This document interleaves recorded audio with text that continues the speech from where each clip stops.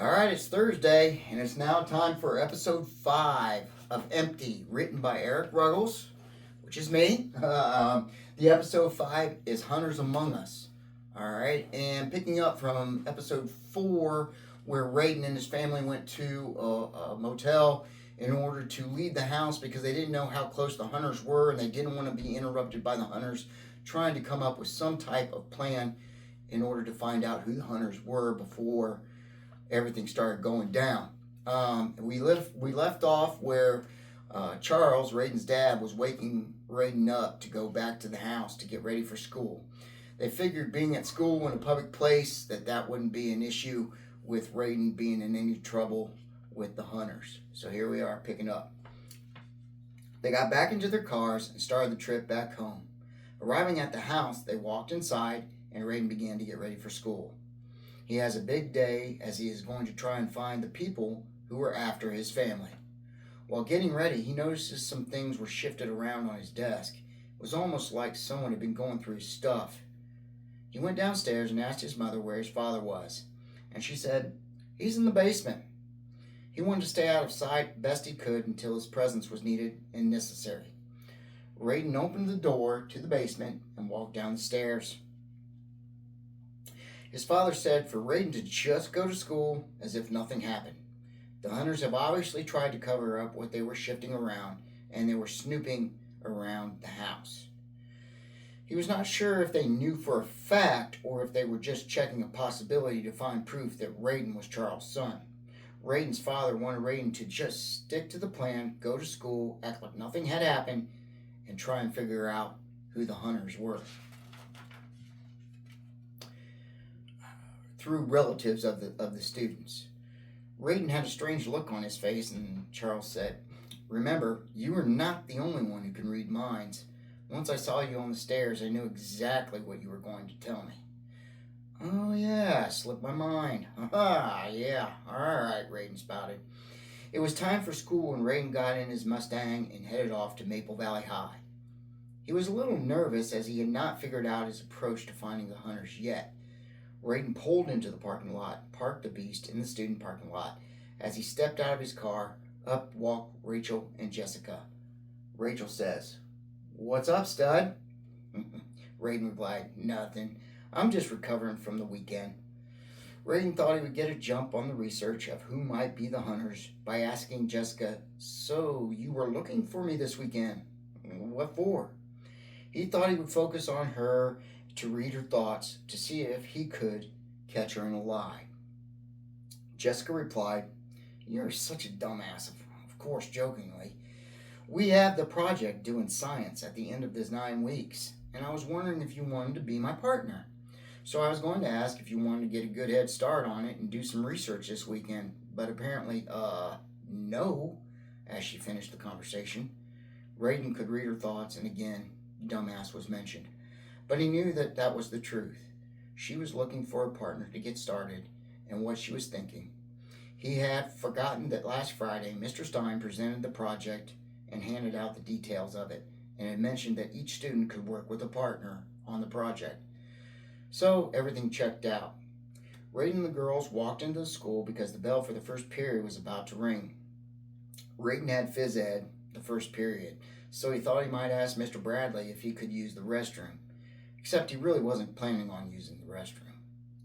He was going to try and sneak into a room that had the records of the students. He wanted to look for transferred students.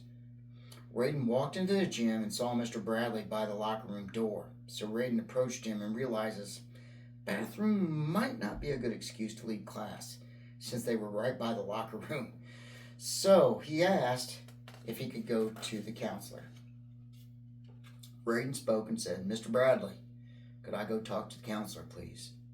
Mr. Bradley knew of Rayden's past and that he struggled with the fact that his dad had left.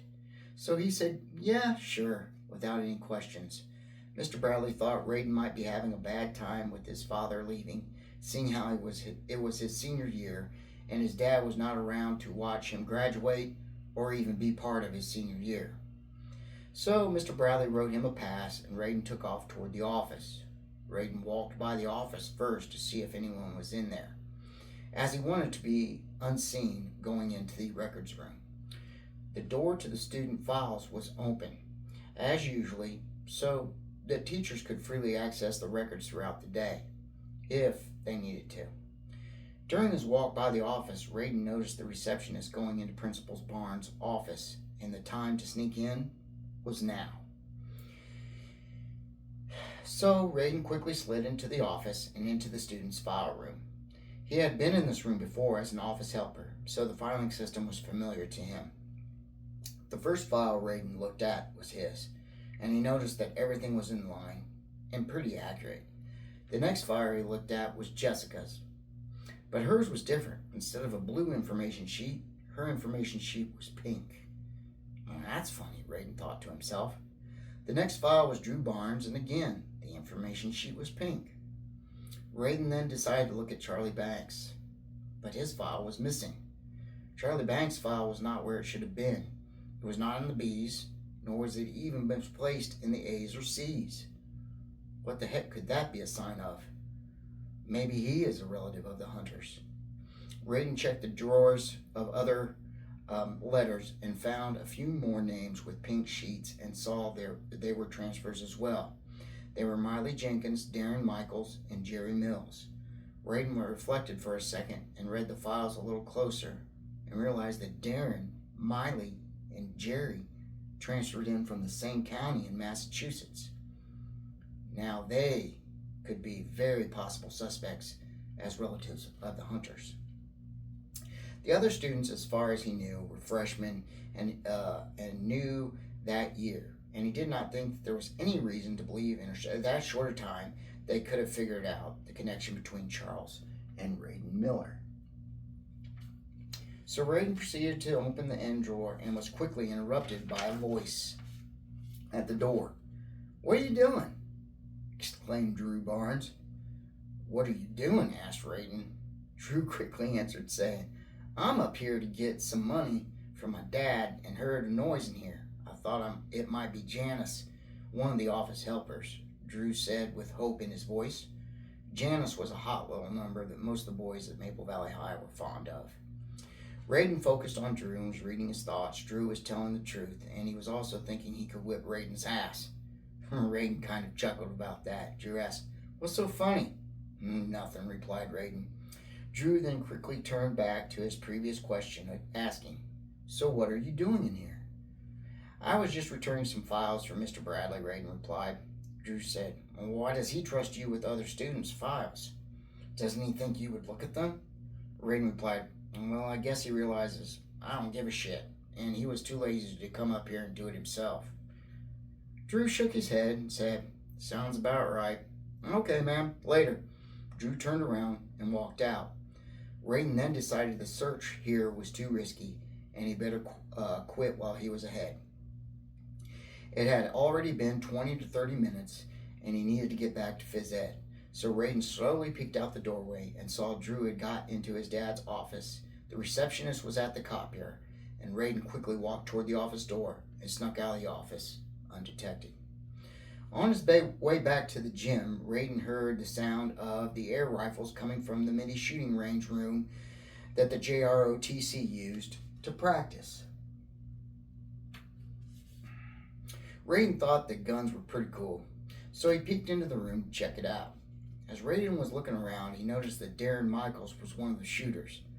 Watching Darren, he noticed that he was pretty damn accurate with his shots at the target, and that he could handle a rifle. So Rayden decided to try and read his mind, but there was nothing. He could not read his thoughts, and there was silence. Funny thing about Darren was he always wore a baseball cap and never took it off. Rayden thought to himself, could that be the problem in trying to read his thoughts? That was a red flag for sure, and Rayden was going to have to possibly rattle Darren to dig deeper because he was truly a major suspect now. With that good lead, Rayden headed back to the gym. Second block was coming up, and Rayden had the Cake senior schedule of home ec next. On his way to class, he stopped to talk to Rachel at her locker. And he was talking to Rachel, and he noticed Darren, Miley, Jerry, and now Jessica all standing together and talking. The funny thing was, Jessica and Miley had metal hairbands on. Darren had his ball cap on as usual, and of course Jerry had a ball cap on as well.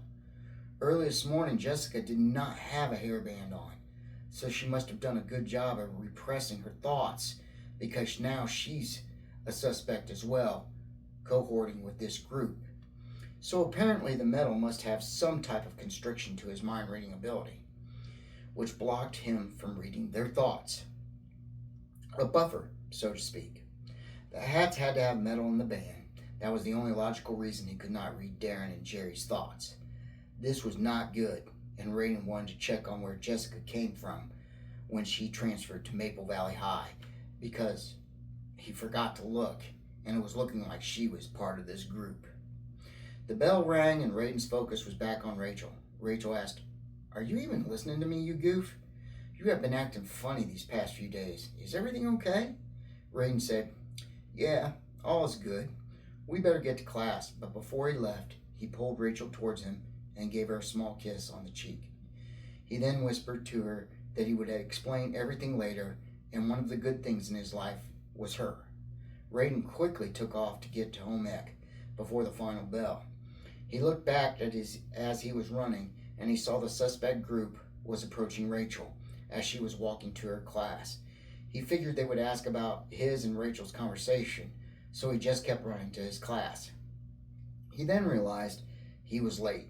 He would get sent to get a pass from where he came from or get detention. He was hoping to get sent for a pass so he could take a side adventure to the office and check Jessica's file, but he was not that lucky, as Mrs. Garner, the home ec teacher, gave him a detention. Detentions were 45 minutes long and held after school in the old school building on the school grounds. They kept the old building around for detentions and remediation type classes. Usually after school, detention kids were the only ones in the building with Mr. Henley, an assistant principal at Maple Valley High. All Rayden knew was now he knew the group was part of the Hunters, and that they knew the warlock they were looking for was him. It was too coincidental, and it was too obvious now. It was obvious to both parties who was who, and that each found who they were looking for. Rayden also knew shit was about to go down, and he better text his dad and let him know. So that ends episode 5. The plan was to go back to school and see if he could find any of these students that could be related to the Hunters. And apparently he found them. There was too many things adding together for him. Basically, they all came from Massachusetts, which that's where the witches were coming from. The Hunters as well. They all came from the same county. He didn't know about Jessica, but she was hanging around them. So he kind of figured to lump her in. So they became pretty good suspects. And when they were kind of spying on him in the hallway, he kind of got the feeling that they were the group. So in the next episode, you're going to have to find out what happens. Several ways you can support me with this. I enjoy reading this book to you guys. I'm hoping you like my story so far. One, you can purchase the book either on Kindle, on Amazon through Kindle or the Amazon app. And the Kindle version's a little bit cheaper than the paperback on Amazon. But both will give you the story that you need to read and would support me as well. Another way is my YouTube channel. I'm putting these story episodes on my YouTube channel. You can subscribe to my YouTube channel, usually just typing in Empty by Eric Ruggles, and you can type in any episode, 1, 2, whatever, and it usually pops up, and then subscribe. I'll try and leave on TikTok and so forth, the other platforms, a link, but the link hasn't been working for some reason. And then the other way is just go on to Amazon.com and give me a good review. I'll take any of those. I am trying to get my subscribers up to 1,000, working on it. I appreciate if you would subscribe to my YouTube channel. Hope you're enjoying these stories, and I will see you next Thursday.